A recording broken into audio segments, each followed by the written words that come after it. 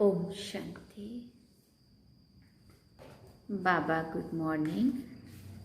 आज बाबा के 2 फरवरी 2023 के बाबा के महावाक्य हैं। बाबा ने सार में कहा, मीठे बच्चे, एक ईश्वर की मत ही श्रेष्ठ मत है। जिस मत पर चलने से ही तुम सच्चा सोना बनेंगे। बाकी सब मतें असत्य बनाने वाली हैं। बाबा ने प्रश्न पूछा, कौन सा पार्ट एक ज्ञान सागर बाप में भरा हुआ है जो किसी मनुष्य आत्मा में नहीं? तो बाबा ने उत्तर में कहा, बाबा कहते, मुझ आत्मा में भक्तों की संभाल करने का, सबको सुख देने का पार्ट है।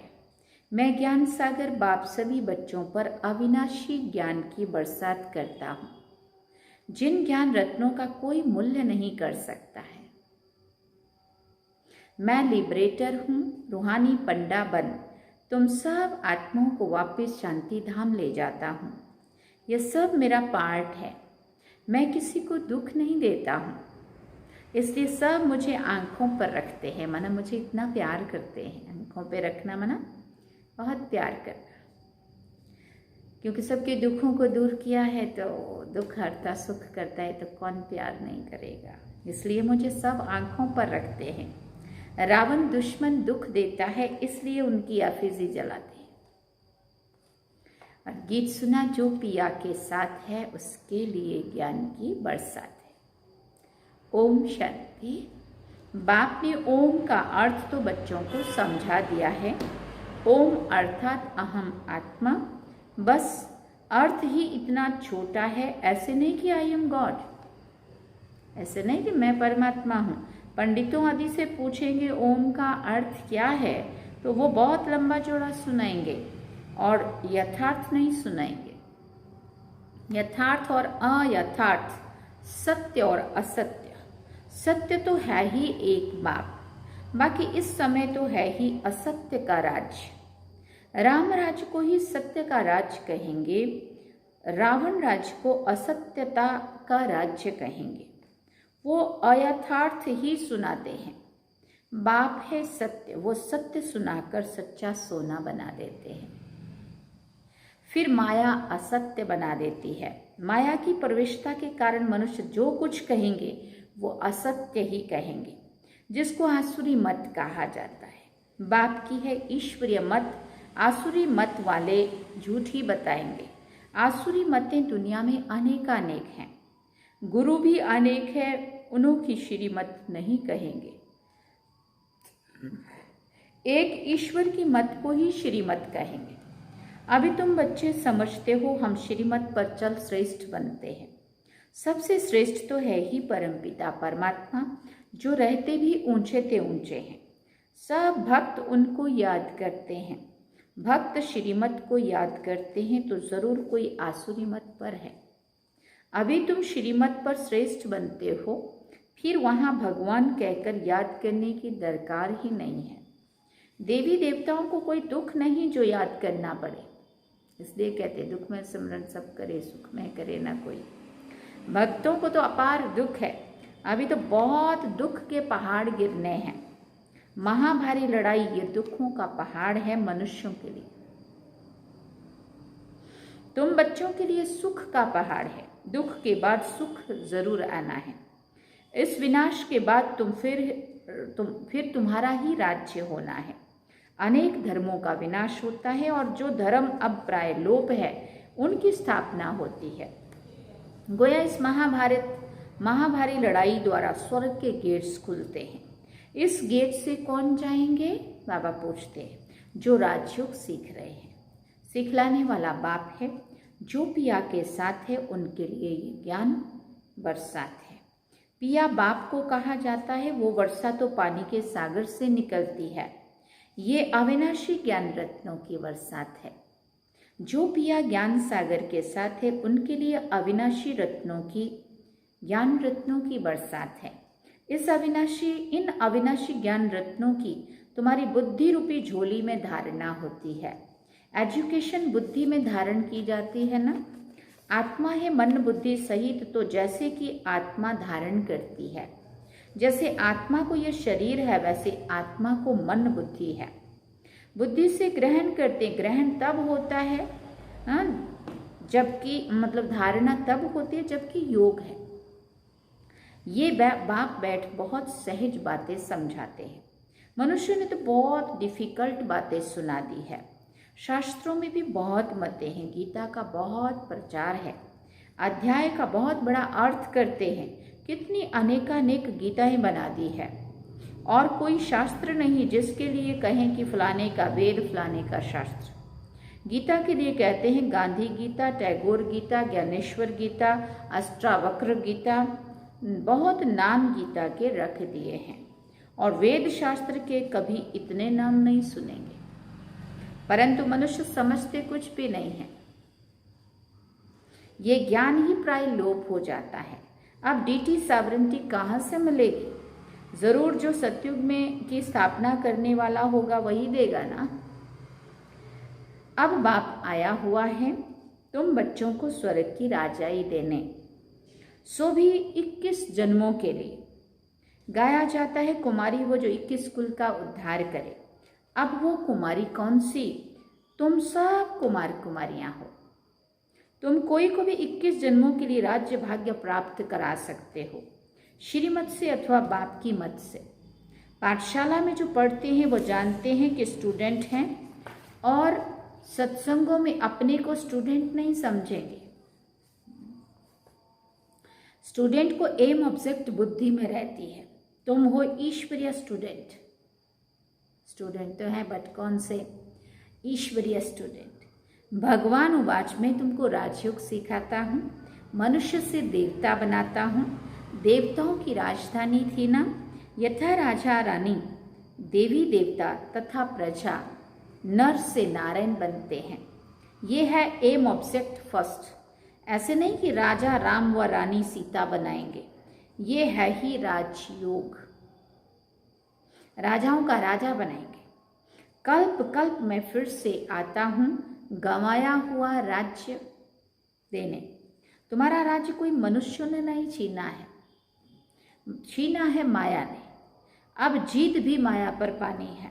वो लड़ाई होती है राजाओं की, एक दो के ऊपर जीत पाने के लिए लड़ते हैं, एक दूसरे के ऊपर आक्रमण करते हैं। अब तो प्रजा का प्रजा पर राज्य हो गया है। हद के राजाओं की अनेकानेक लड़ाइयाँ लगी हैं। उनसे हद की लड़ाई मिलती है, उनसे हद की वो लड़ाइयाँ जो करते आक्रमण करते, उनसे हद की राजाई मिलती है। और इस योग बल से तुम विश्व की राजधानी स्थापन करते हो। इसको अहिंसक लड़ाई कहा जाता है। लड़ाई अथवा मरने मारने की बात नहीं है, ये है योग बल। कितना सहज है ना। बाबा के साथ योग लगाने से हम विकर्मा जीत बनते हैं। फिर कोई माया का वार नहीं होगा।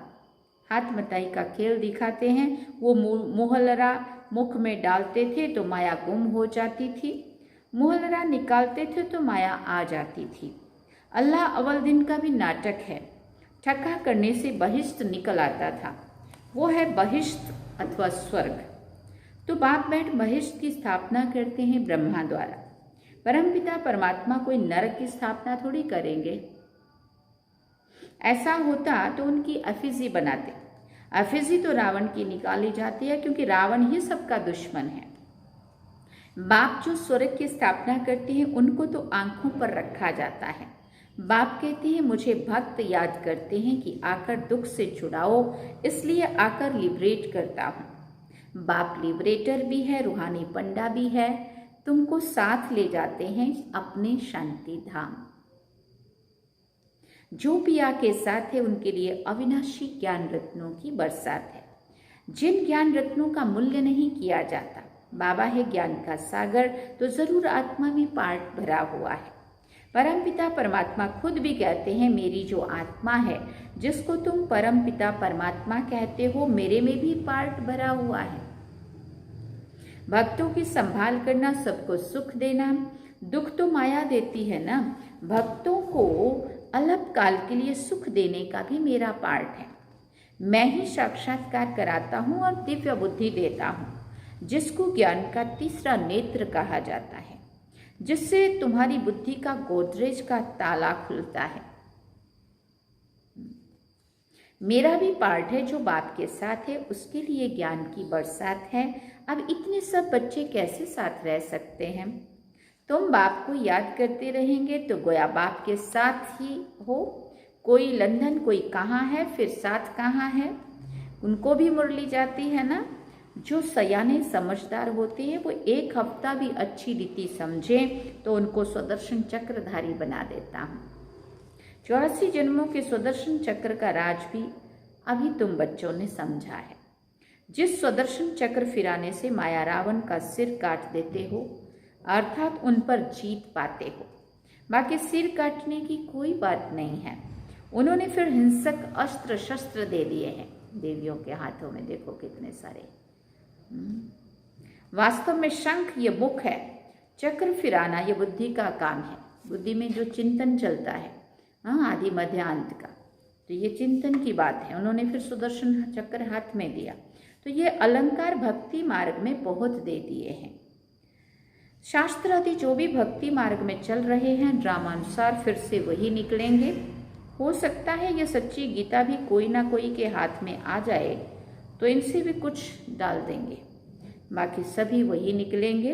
कोई कोई अक्षर उनके यहाँ आए हैं। भगवान उवाच ठीक है, राजयोग भी ठीक है ना, ऐसे ऐसे शब्द वहाँ पे हैं। तो ये भी कोई अपने भी कोई मुरलियाँ जैसे जैसे द्वापर युग से वो सब निकले, और भी शास्त्र ऐसे ये भी कुछ हाथ में आया होगा, तो इसमें से भी कुछ उन्होंने एडिशन किया है। बाप कहते हैं अब वापिस जाना है, इस शरीर सहित सब कुछ भूलना है। इसके बदले तुमको प्योर शरीर मिलेगा, आत्मा भी प्योर हो जाएगी, धन भी तुम्हारे पास अथाह होगा। तुमको बहुत लोभ है बाबा कहते वैसे भी, हाँ, वैसे तो लोभ नहीं होना चाहिए, परंतु तुमको बहुत लोभ है, परंतु इनको शुद्ध कहा जाता है। इससे सारा भारत शुद्ध बनता है। भारतवासी चाहते हैं Ramraj, one government, one nation हो, एक मत, अद्वैत मत हो। अद्वैत का अर्थ ही है देवता। ये है आसुरी मत। श्रीमत बिगड़ सब आसुरी मतें हैं, जिस कारण एक दो में लड़ते झगड़ते रहते हैं। ईश्वर के बच्चे ना होने के कारण निधन के बन पड़े हैं। सतयुग में देवताएं हैं धनी के, वहाँ जानवर भी कभी नहीं लड़ते, यहाँ तो सब लड़ते झगड़ते रहते हैं। सतयुग में है सबको बेहद का सुख। अब तुम बच्चे जानते हो हम बाप से ईश्वरीय जन्म सिद्ध अधिकार ले रहे हैं। ईश्वर सन्मुख है ना, कहते हैं मैं कल्प कल्प आता हूँ स्वर्ग स्थापन करने, तुम बच्चों के लिए वंडरफुल सौगात ले आता हूँ। बाप कहते मेरे लाडले सिकिलदे बच्चे, 5000 वर्ष के बाद आकर तुम मिलते हो, ऐसे और कोई कह नहीं सकते। भले अपने को ब्रह्मा विष्णु शंकर कहलावे, परंतु ऐसी बातें किसी को कहनी आएगी ही नहीं। इसमें कोई कॉपी कर ना सके। बाप कहते हैं मेरे लाडले सिकिलदे बच्चों, 5000 वर्ष के बाद फिर से आकर तुम मिले हो। बहुत बच्चे मिलते रहेंगे। राजधानी स्थापन करने में बहुत मेहनत लगती है। राजधानी स्थापन करने में बाबा कहते बहुत मेहनत लगती है। राजा रानी एक, फिर उनके बच्चे वृद्धि को पाएंगे। भारत में प्रिंस प्रिंसेस कितने होंगे? समझो 1,02,000 हैं। प्रजा होगी 40-45 करोड़, तो मंजिल बहुत बड़ी है। ये बाप की कॉलेज है, तो कितना अच्छी रीति से पुरुषार्थ करना चाहिए। बाप तो कहेंगे राजाओं का राजा बनो, ना कि प्रजा। बनेंगे वही जो कल पहले बने होंगे। हम साक्षी होकर देखेंगे कौन किस प्रकार का वर्षा लेते हैं।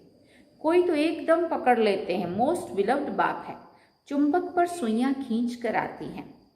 कोई में कट जास्ती होती है, कोई में कम होती है। नज़दीक वाले तो एकदम आकर मिलेंगे, साफ सुई झट खींची आएगी। ना जितनी आत्मा में प्योरिटी होगी उतना ही आत्मा में कशिश होगी। बाप कट को निकाल कर ऐसा चमकाते हैं जो तुम बच्चे वहाँ साथ रहेंगे।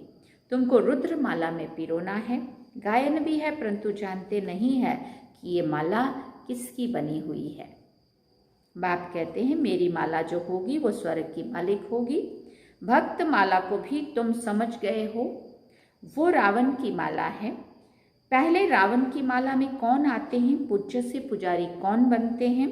आप पे ही पूज्य देवता फिर पुजारी बनते हैं। ये कितनी गोहिया समझने की बातें हैं।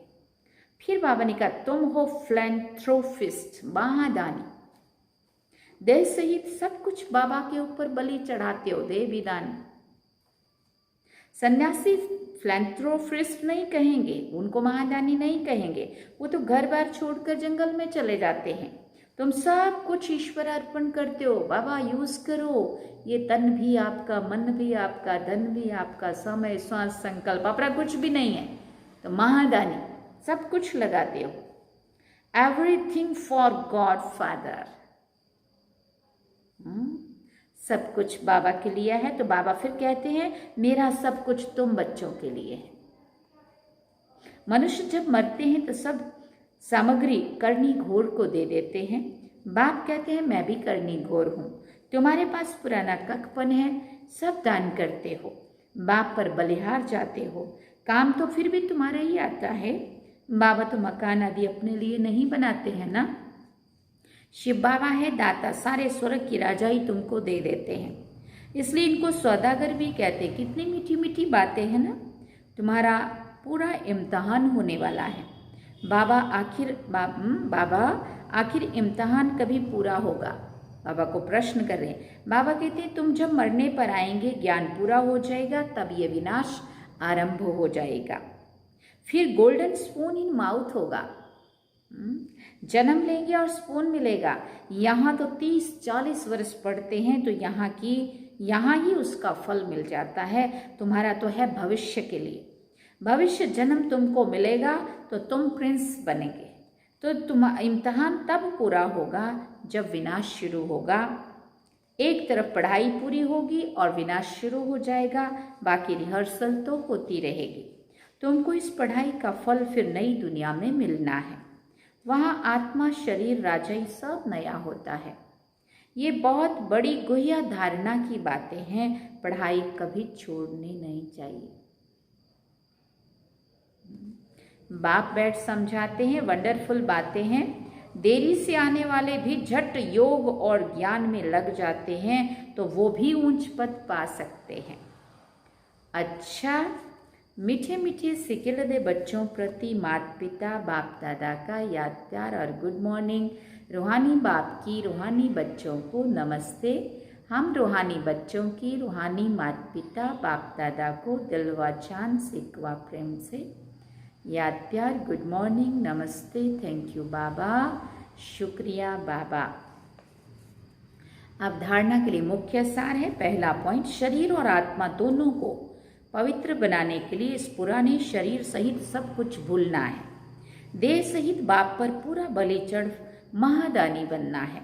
दूसरी बात, बाप की श्रीमत पर चल बेहद का सुख लेना है। ये शुद्ध लोभ रखना है जिससे सारी विश्व सुखी बने। बाकी अशुद्ध लोभ त्याग देना है। वरदान में बाबा ने कहा अमृत वेले के महत्व को जान महान बनने वाले विशेष सेवाधारी भव। सेवाधारी अर्थात आंख खुले और सदा बाप के साथ बाप के समान स्थिति का अनुभव करें। जो विशेष वरदान के समय को जानते हैं और वरदानों का अनुभव करते हैं वही विशेष सेवाधारी हैं। अगर ये अनुभव नहीं तो साधारण सेवाधारी हुए, विशेष नहीं। जिसे अमृत वेले का संकल्प, समय का और सेवा का महत्व है, ऐसे सर्व महत्व को जानने वाले महान बनते हैं और औरों को भी महत्व बतलाकर महान बनाते हैं। स्लोगन में बाबा ने कहा जीवन की महानता सत्यता की शक्ति है जिससे सर्वात्माएं स्वतः ही झुकती है। तो जीवन की महानता सत्यता की शक्ति है जिससे सर्वात्माएं स्वतः ही झुकती है। अच्छा, ओम शांति। ये थे बाबा के आज के महावाक्य। बाबा ने सार में कहा मीठे बच्चे, तुम्हारी नज़र किसी भी देहधारी की तरफ मीठे बच्चे, एक ईश्वर की मत ही श्रेष्ठ मत है। जिस मत पर चलने से ही तुम सच्चा सोना बनेंगे, बाकी सब मतें असत्य बनाने वाली हैं। और गीत क्या सुना? जो पिया के साथ है। चलिए बाबा को याद करेंगे।